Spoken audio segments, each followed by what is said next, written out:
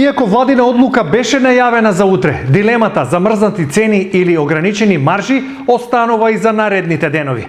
Премиерот Христијан Мицковски објасни зошто, а СДСМ возвратија. Не сакаме на сила ништо да правиме.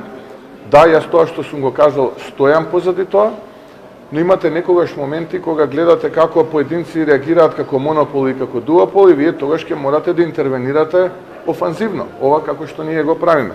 Онаму каде што навистина пазарната економија и пазарните пракси ги диктираат цените, таму ние не интервенираме, но има услови кога ќе ги видите увозните цени, кога ќе видите како хируршки прецизно е поделен пазарот, тогаш вас не ви останува ништо друго, освен да им помогнете на граѓаните, бидејќи не може непристојно некој да се богати на грбот на граѓаните, каде што имаме монопол, каде што имаме дуопол, во некој случај и триопол.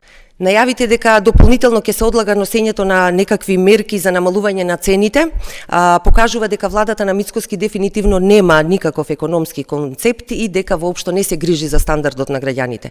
Цените на храната секојдневно сведоци сме дека неконтролирано растат, а досега веќе требаше владата да излезе со мерки кои што дефинитивно ќе го штитат стандардот на граѓаните. Наместо да ги замрзне цените, она што го направи владата на Христијан Мицковски е ги замрзна платите, што е сосема погрешно. Кај нас владата на Мицковски доцни и мачка очи на граѓаните со намалени цени на моливи и фломастери, кои што исто така беше една задоцнета мерка од страна на владата.